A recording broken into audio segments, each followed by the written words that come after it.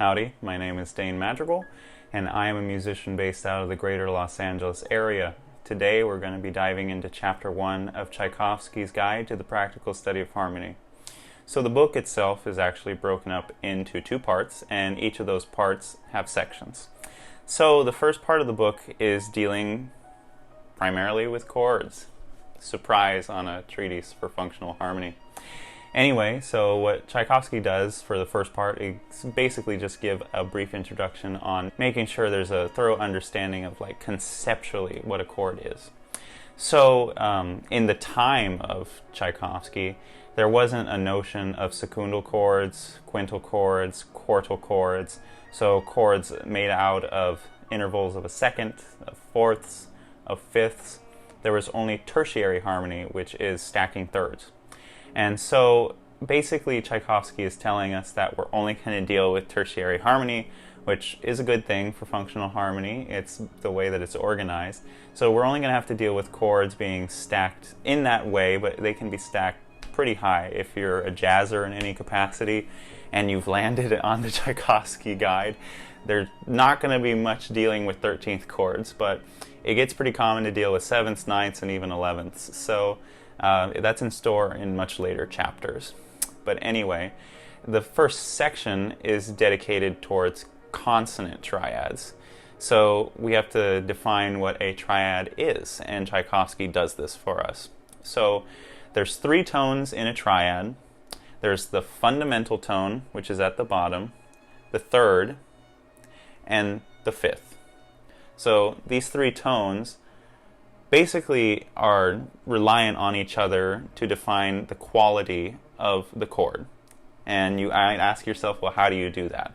So the fundamental tone is basically just going to tell us what type of chord it is in terms of what is the pitch center of the chord. So if it's a fundamental of C, that means it's going to be some type of C chord. It can't be a D flat chord. It's not going to happen. But what we go there from is that we get a third, and depending on the quality of the third and the quality of the fifth, we'll be able to tell what type of triad it is.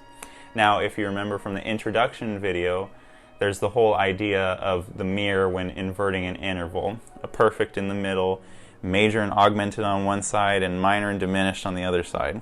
Again, we're dealing with that in terms of chords. So you can have a major chord, a minor chord, a diminished chord, and an augmented chord. Point is, you're going to have the third and the fifth defining it. So if you have a fundamental of C and a major third above that C, which is an E, and then a perfect fifth above that C, which is a G, you have a C major chord. Now let's change the quality of one of those intervals. Let's say that you now have a minor third. So if you have a minor third, you now have C, E flat, and G, which then creates for you a C minor chord. Let's change the quality again. You now have a diminished fifth on top. So now you have C, E flat, G flat. You now have a diminished chord, a diminished triad. Now let's change them all again. So you have a fundamental of C. You now have a major third above it, which is E natural. And now you have an augmented fifth, which creates for a G sharp. This is now a C augmented chord. So we have our definition of the triad, and we're primarily dealing with consonant chords for this entire section. So we mainly are going to be dealing with major chords, although there are sporadic interchanges of minor chords to create more diversity in the harmony. So we're going to dive into Chapter 1 itself now. So Chapter 1 itself, immediately Tchaikovsky tells us about how we formulate chords based off of the major scale. So let's say in C major you have C, D, E, F, G, A, B. These are just the pitches of a C major scale. So to create chords from these pitches, you would stack thirds on top of them. In this case, again, we're making triads, so only 2/3 on top of it, or a third and a fifth, depending on how you look at it from the fundamental, if you look at it from the fundamental. And now we have to define exactly what each chord is. Now, if you're familiar with theory, you're going to know the name of each specific chord from the major scale, but Tchaikovsky doesn't deal with that. He primarily only deals with 3 functional groupings of chords. So he deals with the tonic function chords, the dominant function chords, and the subdominant functioning chords. And of course, the three most important being the tonic chord, the dominant chord, and the subdominant chord. The tonic chord in C major is C. The subdominant chord in C major is F, or the fourth scale degree, the chord built on it, and the dominant being G major, which again is the fifth scale degree with the triad chord built on top of it. And these are going to be our primary players for the entirety of functional harmony, because you can think of functional harmony being chords assigned roles to specifically guide one another in a certain direction. So a tonic usually will lead to some type of subdominant or a dominant.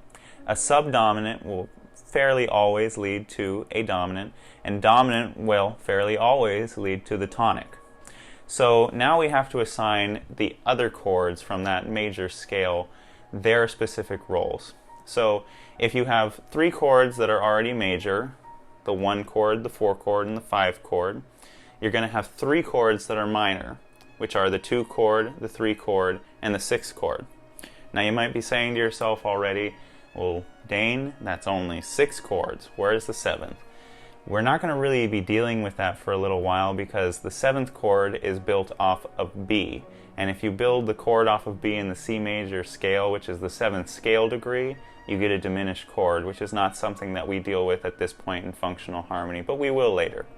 So we have to assign those minor chords their roles. So there's actually pairings. And you might think to yourself, well, how am I going to know these pairings? Well, if you know music theory decently well, you will probably know that there are such a thing as parallel keys, and Tchaikovsky talks about this. The C major scale has a relation to the A minor scale, and it is a parallel relation not only in terms of pitches but in terms of key functionality. So you can pair the 1 chord and the 6 chord together to make a tonic function. So Tchaikovsky defines tonic functioning chords as the 1 and 6. He defines the dominant functioning chords as 3 and 5, and he defines the subdominant functioning chords as 2 and 4, all of which are parallel in key relationships to one another. Something also to note is that if you take the 3 major chords that you can construct from the C major scale, which again are C major, F major, and G major, you're able to formulate all the pitches of the C major scale, which means that you can harmonize any diatonic melody with only those 3 chords. And it doesn't take a lot of practice to become proficient in doing so. So that's something to try and do as maybe an exercise for this chapter, since there aren't any exercises allotted for this chapter. Just take any type of diatonic melody and then assign the 1, 4, and 5 chords to harmonize it in a proper way. Now, I will let proper be loosely defined at the moment, but I will let, of course, you all to decide on that. Another interesting thing about those 3 major chords that can be constructed from the major scale is that if you take the tetrachords of each of those, you actually find relationships between them in the circle of fifths, which is something that we may dive deeper into as we get into functional harmony. It's more in the background since it's assumed knowledge in the treatise, but it is something to keep in mind and perhaps review before our next chapter. So for today, I'm going to bring it to a close. A lot of the other things are going to be dived deeper into in further readings and further chapters, and we're going to get into exercises soon, so be prepared for that, and I will show you to the best of my ability how to do the exercises in the way that Tchaikovsky would probably have you do it if you were a student at the Moscow Conservatory. As always, let me know if you have any questions, comments, or concerns, either here or any type of contact that will be in the description. And speaking of which, everything you're going to need is going to be in that description. So feel free to use all the resources that I have available. But in the meantime, peace.